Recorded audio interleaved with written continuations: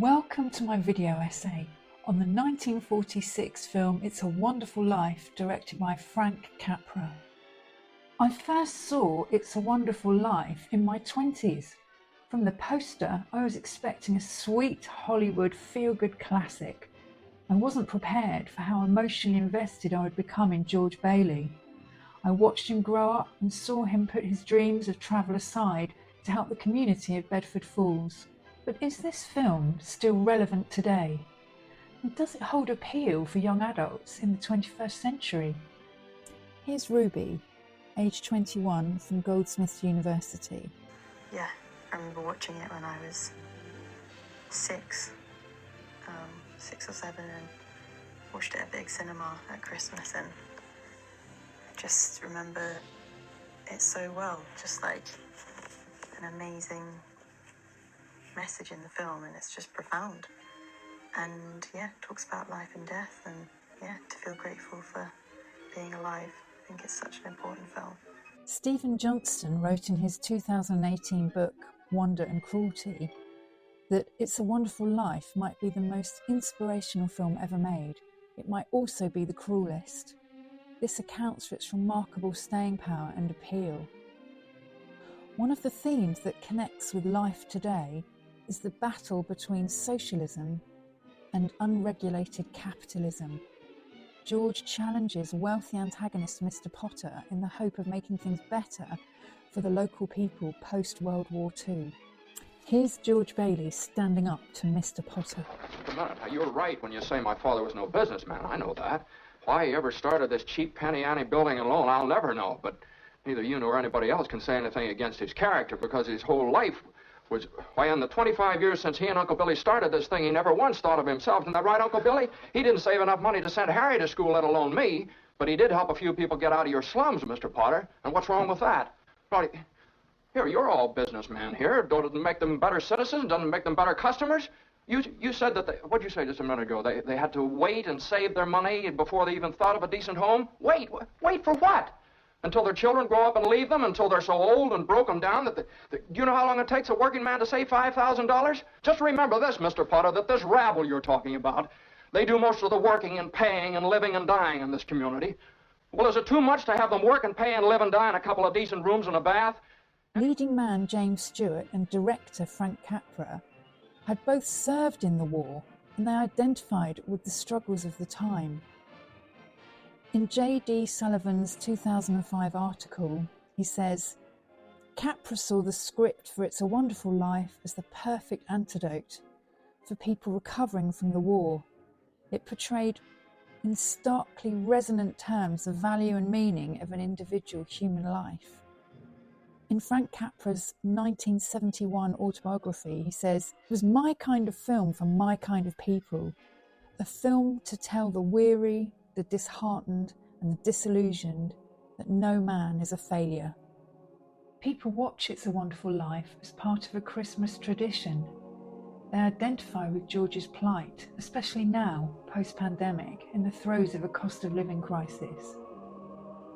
The Guardian reported in 2020 that the world's 10 richest men saw their wealth double during the pandemic.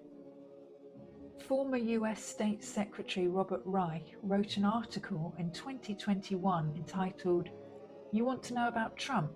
Start with It's a Wonderful Life." America has staggering inequalities of income, wealth and power. It's a Wonderful Life speaks to what's gone wrong and what must be done to make it right. The young adults I interviewed for this essay are aware of world politics. They do their research and don't necessarily trust mainstream media. Last election in 2019, more 18 to 24-year-olds voted than in the last 25 years, with 79% of them voting against the Conservative Party. They were interested to know that It's a Wonderful Life was investigated by the FBI for using common tricks used by communists to inject propaganda into the film, according to John A. Noakes' chapter in The Cold War and the Movies. The young people I interviewed are tuned in to mental health awareness. The college I teach at said the demand for student services quadrupled post-pandemic. Which brings me to another relatable theme of the film that is relevant today: mental health.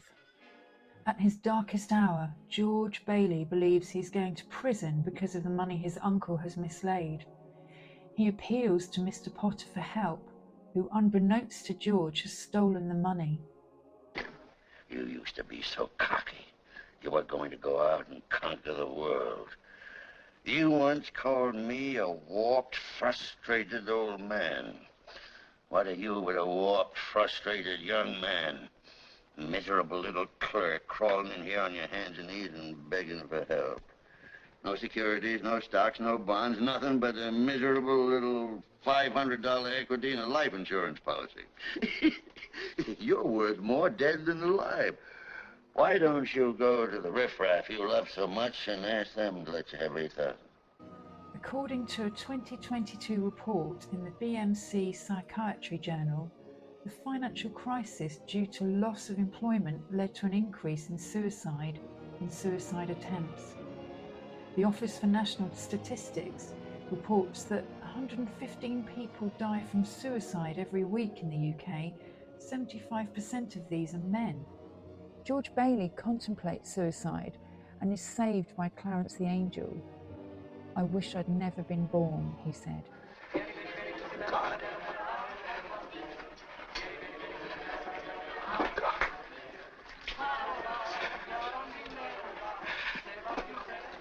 Dear Father in heaven,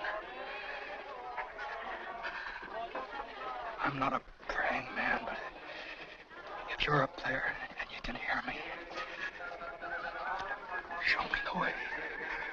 I'm at the end of my rope, right? Show me the way, oh God. Joshua Shaw's article from the Edinburgh University Press questions the relevance of It's a Wonderful Life today, and that the appearance of the angel is conspicuously lacking from real life. I told you I'm your guardian angel. I know everything about you. Well, you look about like the kind of an angel I'd get. Sort of a fallen angel, aren't you? What happened to your wings? We do not enjoy the luxury of angels who can supply us with confirmations of our lives' worth. It's possible that Clarence the Angel, comical in character, might put off the sceptical young viewer. However, appearances can be deceptive. Don't you understand, George? It's because you were not born. Well, if I wasn't born, who am I? You're nobody. You have no identity. Oh, what do you mean, no identity? My name's George Bailey. There is no George Bailey. You have no papers, no cards, no driver's license, no 4F card, no insurance policy. It's Clarence that provides George with the 17-minute noir horror of seeing the world as if he'd never been born. In this vital turning point, Raymond Carney describes it as an adventure of consciousness in his book, The Films of Frank Capra. Johnston adds it's superior to the many exotic escapades he has imagined throughout life. George realises his worth and begs to have his life back. Meanwhile, the community have rallied around to bail him out. Talking of community, a recent study by the National Lottery Community Fund say that despite the cost of living pressures, community connections have strengthened, with 74% of adults saying they feel part of their local community. During the pandemic, we saw people come together to help each other out. To conclude, the main themes of It's a Wonderful Life, socialism versus unregulated capitalism, mental health and community, feel relevant today. Matthew Costello writes, It's a Wonderful Life has achieved the status of cultural icon.